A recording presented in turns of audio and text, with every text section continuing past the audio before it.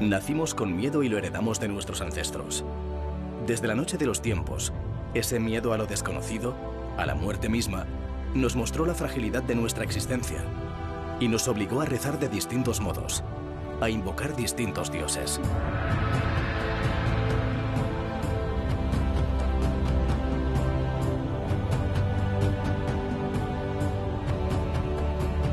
Desde nuestros orígenes hemos necesitado tener fe, confiar en algo, en un ente superior que nos proteja.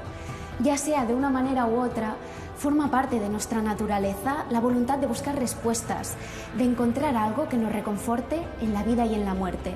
Y la arquitectura siempre ha procurado dar a estas inquietudes un lugar, una forma y una atmósfera que nos eleve.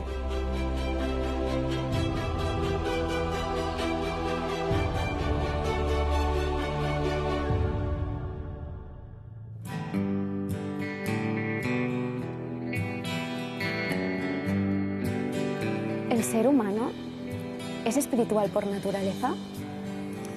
Pues todo nos hace pensar que sí, por una razón, porque cuando empezamos a estudiar cómo han surgido todas las culturas, no conocemos ningún pueblo que haya vivido sin algún tipo de religión o de alguna creencia que se le parezca, que es fundamentalmente la creencia en que hay un mundo visible y un mundo invisible.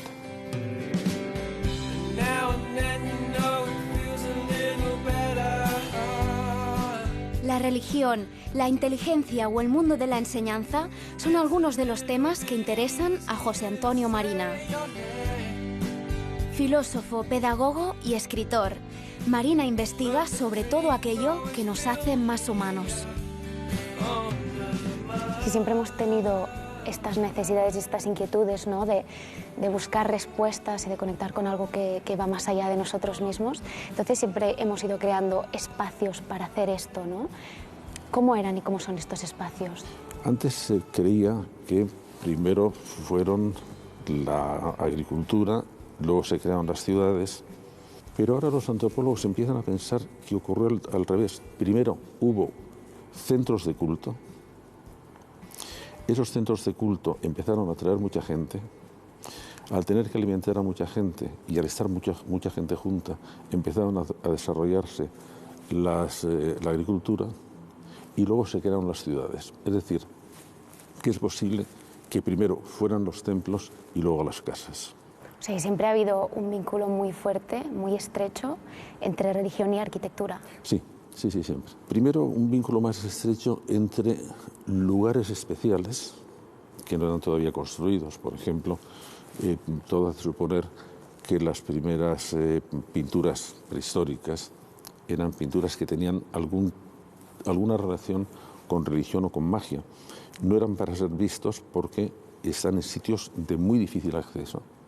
De manera que eso, digamos, podían ser los primeros templos, en el sentido moderno, para tener algún tipo de relación, no se sabe muy bien de qué forma, con seres espirituales. ¿Y por qué hay lugares que consideramos sagrados? Vamos a ver, hay lugares naturales que se han considerado sagrados en el sentido de que no eran profanos, es decir, que estaban relacionados con algún tipo de creencia. Algunos eran físicos y no sabemos muy bien por qué. Por ejemplo, los círculos de piedra que hay en Inglaterra, de Stonehenge, ¿por qué fue ahí? ¿Por qué se hizo allí? Pues no se sabe muy bien si tenían algún tipo de magnetismo especial o que dio la casualidad que ahí empezaron a descubrir cosas. Entonces sí tenían, eran obras, además, Nuria, que exigían la colaboración de miles de personas. Eso hace pensar a los antropólogos que una de las funciones que tenían las religiones eran favorecer la cohesión entre los grupos. Y para cohesionarlo no había nada mejor que hacer grandes proyectos. Y dentro de esos grandes proyectos estaban precisamente los proyectos.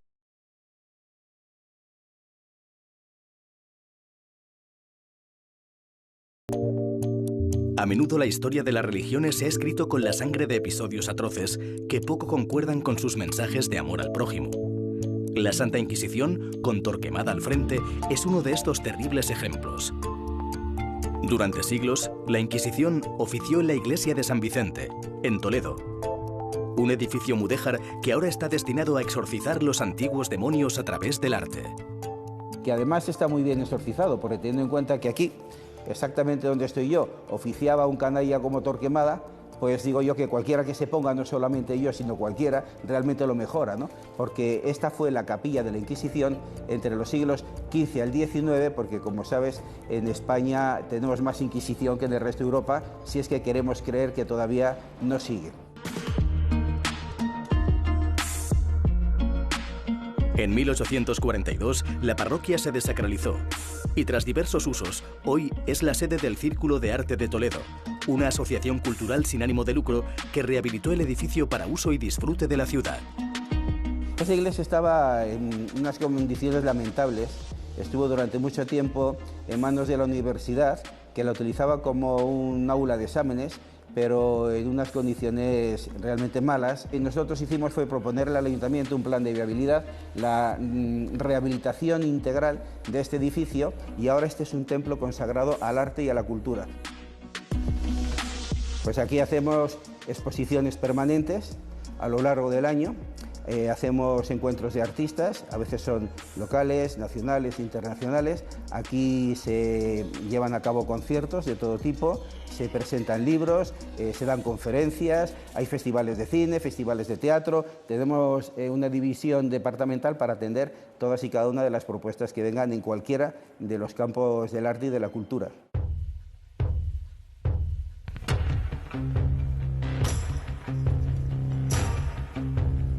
Tuvimos una auténtica guerra en Toledo para poder sacar adelante este proyecto, porque provoca mucho a las mentes estrechas que lo que ha sido una antigua iglesia, aunque sea de inquisidores y aunque tenga el rezumo histórico que esta tiene, que hacía falta exorcizarla bien, se convierta en un centro de libre pensamiento, en un centro artístico que además por la noche, sin ningún complejo, se convierte en un local nocturno donde se dan copas, donde la gente baila, donde se hacen conciertos.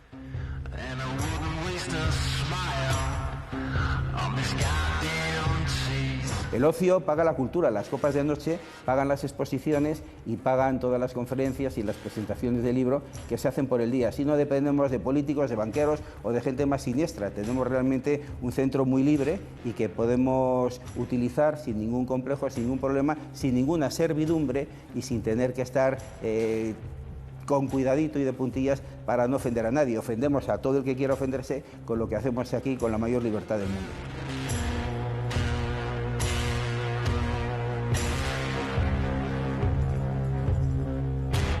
Hay espacios religiosos a los que se le ha dado un uso social o cultural muy distinto, ¿no? Vinculado al ocio, por ejemplo.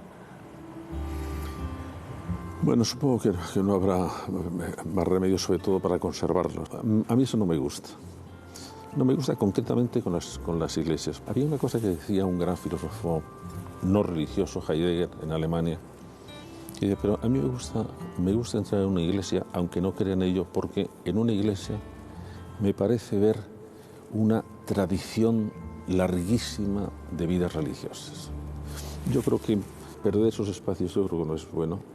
Otra cosa es, por ejemplo, que se pueden dedicar a temas parecidos, por ejemplo, a museos. Hablamos de iglesias, de catedrales, pero ¿qué papel tienen los cementerios dentro de todo esto? Porque también son lugares con un valor religioso, espiritual y que forma parte de nuestros rituales, ¿no? Sí, tienes razón. Una de las esencias de la religión en todas sus formulaciones culturales es la separación entre el mundo visible y el mundo invisible. Eso está en todas las religiones, interpretes como interpretes el mundo invisible. Una unión entre lo visible y lo invisible era precisamente la muerte. Y entonces los cementerios a lo largo de toda la historia han tenido una proximidad a costumbres religiosas o interpretaciones religiosas.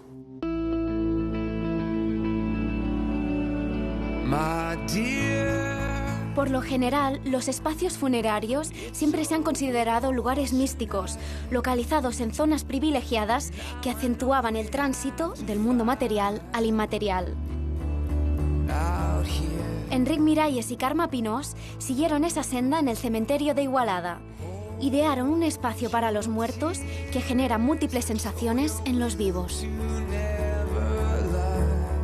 El recorrido que plantea Miray Espinós en este cementerio es el que está basado y el que se explica ya desde el propio lema del que presentan el proyecto del concurso, que es Cementiri, Cementiri con Z.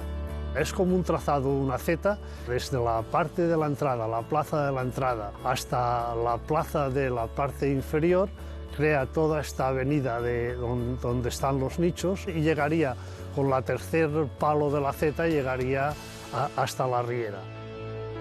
La Z se materializa en una excavación del propio terreno y los nichos aparecen no como unos bloques, como se puede entender en la manera tradicional de los cementerios hasta entonces, sino que aparecen en el talud que queda de esta excavación que se ha hecho, van apareciendo los nichos a la manera pues, de unos fósiles casi, ¿no?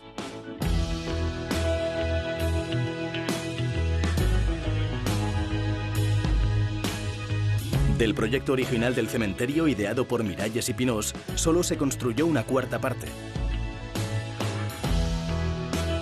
También quedó sin terminar la capilla, una sala de forma triangular con una cruz presidiendo el techo del edificio.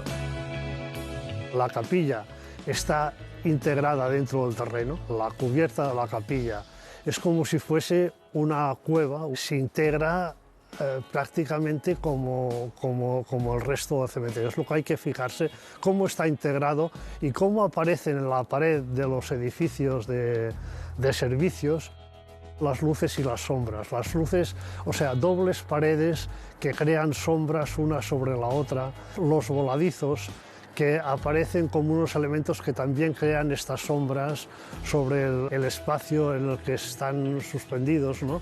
Hay que fijarse en todo el movimiento, en las sombras, en las luces y cómo todo esto se va integrando en este paisaje de este entorno que es importante, ¿no?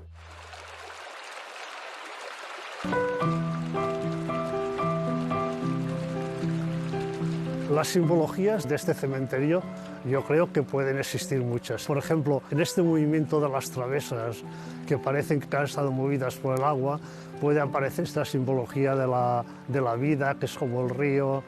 Estas cosas van apareciendo y Miralles y Pinós, además, que tenían una cultura, digamos, muy importante, las aplicaban. Pero explícitamente tampoco ellos lo explicaban así. La gracia es que cada uno las reinterprete también a su manera, ¿eh? La poética del sitio, del lugar.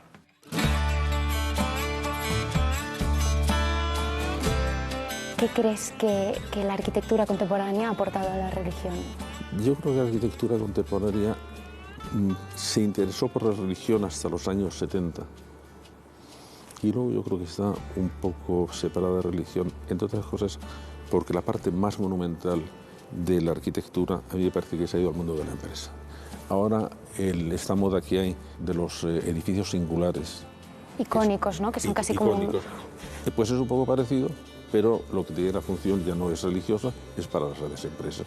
De manera que si un extraterrestre viniera y viera los grandes monumentos que ha habido en la historia de la humanidad, vería quién mandaba.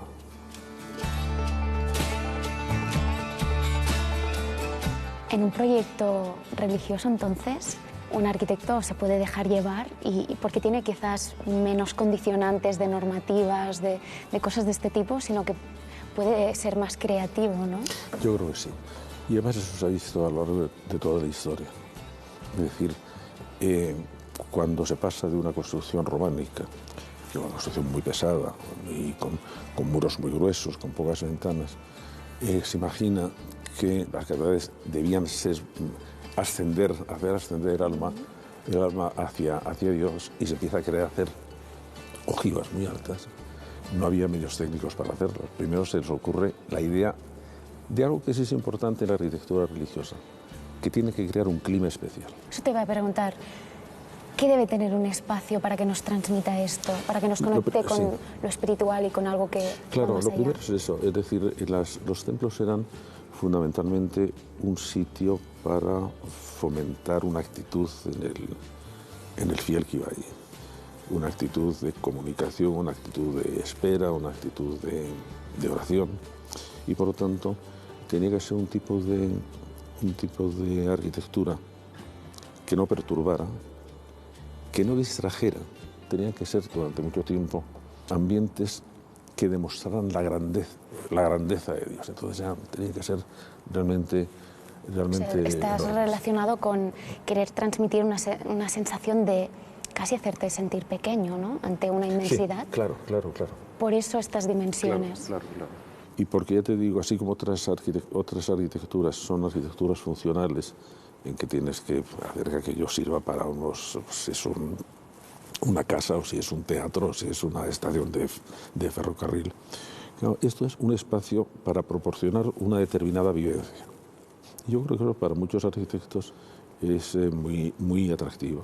Es muy atractivo porque no tiene que estar pensando en aplicaciones prácticas, que esas implican siempre unos condicionamientos, en fin, si tiene que haber un cuarto de baño, tiene que haber un cuarto de baño, se acabó. No, esto es un ambiente absolutamente mágico también. ¿Y cómo se pueden crear estas atmósferas? Pues mira, yo creo que la arquitectura religiosa con lo que ha funcionado mejor a todo lo largo de los siglos ha sido con la luz. Luego tiene otro aspecto que no es arquitectónico, aunque sea de las iglesias, que era la música. Por eso la sonoridad de las iglesias tenía que ser muy especial.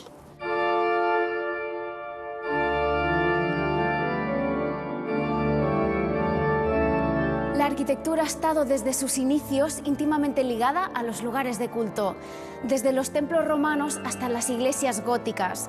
Estos espacios han sido un reto para los arquitectos y han promovido los avances constructivos y estructurales. Con el tiempo, la piedra se ha sustituido por el hormigón, la madera por el acero y las formas se han multiplicado. Pero de la misma manera que ya sucedía hace 1000 años, la arquitectura religiosa nos sigue sorprendiendo. En España, a partir de la segunda mitad del siglo XX, la arquitectura religiosa experimenta un cambio formal gracias al Concilio Vaticano II. Son tiempos de apertura y muchos arquitectos aportan nuevas propuestas constructivas. Uno de ellos fue Miguel Fisac. Miguel Fisac es muy conocido por sus iglesias, es uno de los temas que protagonizó. Y Miguel Fisac tenía muy claro que para entrar en una iglesia, la atmósfera que se debía generar era una atmósfera de recogimiento. Él era una persona muy espiritual que consideraba que a una iglesia no se podía entrar en un espacio donde la luminosidad fuese excesiva ni donde te pudiera estar dando el sol en la cabeza, sino que tendría que estar muy controlada y, llegando a ciertos puntos o enfatizando esos momentos eucarísticos, esos momentos de la misa que él considerara fundamentales.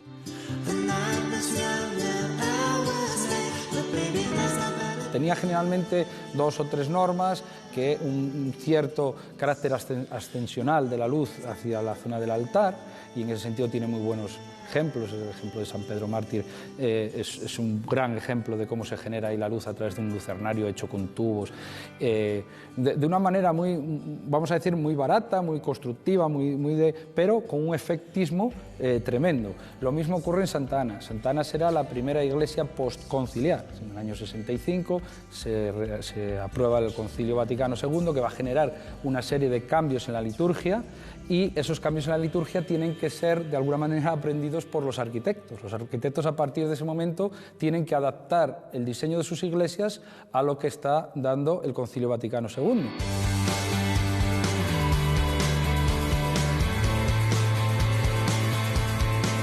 Otro experto en el tema es David García Asenjo. Se conoce todas las iglesias contemporáneas de España. Su tesis doctoral va de eso, de la arquitectura religiosa española que se construyó a raíz del Concilio Vaticano II. El concilio promovió la renovación eclesiástica y esa apertura también se plasmó en la manera de idear y construir las nuevas iglesias.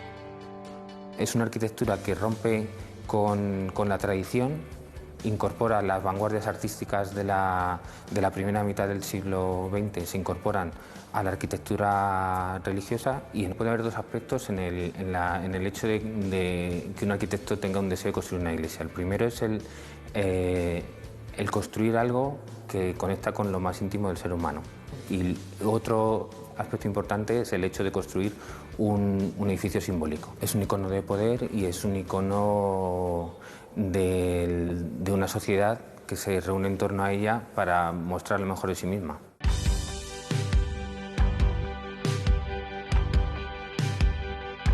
Le hemos pedido a David que sintetice su tesis doctoral en 3 ejemplos al margen de la obra de Miguel Fisac. 3 ejemplos distintos y peculiares que reflejen la dimensión de la arquitectura religiosa contemporánea en España. Y el primer ejemplo que nos ha propuesto está muy cerca de Madrid. Es la iglesia de Santa Mónica. Esta iglesia está realizada por Ignacio Vicens y José Antonio Ramos. Pues ahora estamos en Rivas hacia Madrid, que es un pueblo que se encuentra al sureste de Madrid, y tiene la peculiaridad de que es uno de los pocos pueblos que siempre ha estado gobernado por la izquierda, con lo cual este edificio es una anomalía dentro de este barrio rojo. Detrás de mí podemos encontrar un retablo que no calificaría de posmoderno, pero sí podría ser un retablo vanguardista, un retablo abstracto, en el que principalmente la luz es la que lo configura. El arte combinado con la disposición de los lucernarios, que también se pueden ver por fuera, es el que define todo el espacio del retablo. Yo creo que es un espacio que de primeras los fieles les puede chocar. Se aleja de la imagen tradicional que hay de un templo. Los fieles entiendo yo que se han ido acostumbrando al templo, pese a su imagen exterior con acero cortén, acero oxidado, que puede invitar a ser un tipo de edificio cerrado en sí mismo. Yo creo que cuando pasas la verja que hay en el perímetro y te introduces en la iglesia, la sensación que produce este espacio yo creo que es fantástica y que debe ser orgullo para los propios fieles, incluso para la localidad.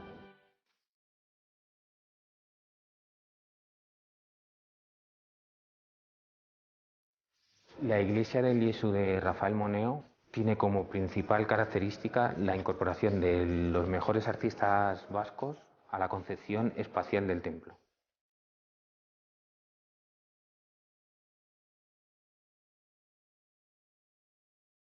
La concepción espacial del templo es deudora de las esculturas de Chillida y sobre todo de las cajas metafísicas de Oteiza. La construcción de la iglesia del Jesús obligó a que se excavaran unos cimientos muy importantes y decidieron qué hacer para aprovechar ese espacio.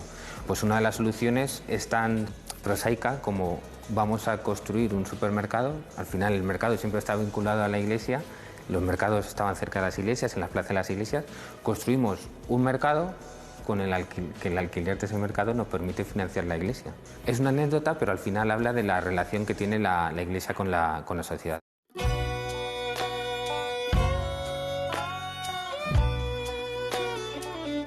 Aránzazu fue una experiencia que fue clave dentro del desarrollo de la arquitectura religiosa en España. La arquitectura religiosa y el arte religioso. La incorporación de Oteiza como artista colaborador con los arquitectos, con Oiza y La Orga, en la creación de la Basílica de Aránzazu, supuso un cambio radical dentro tanto de la arquitectura, la concepción espacial, como de la concepción del arte religioso.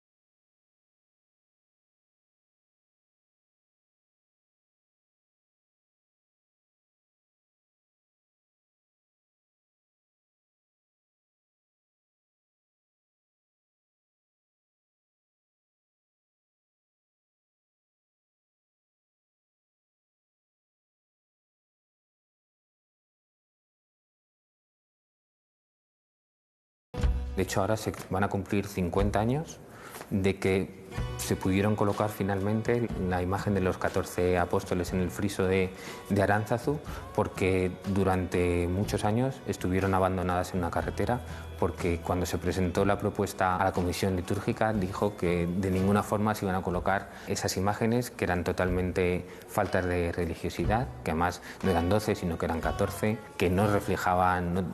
No se podía apreciar en ellas ningún rasgo reconocible de los apóstoles. Eso no podía estar en el principal templo de peregrinación que hay en el País Vasco.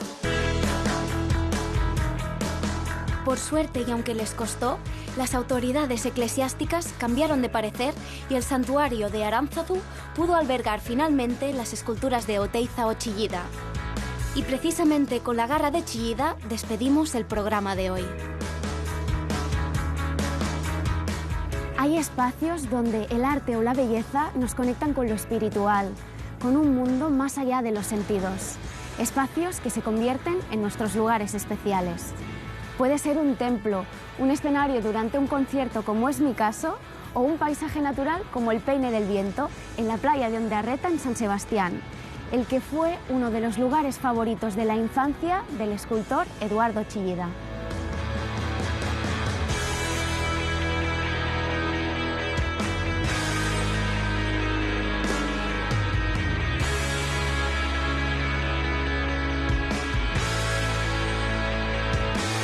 El mar tiene que entrar en San Sebastián ya peinado, decía Eduardo Chillida, y al final lo consiguió.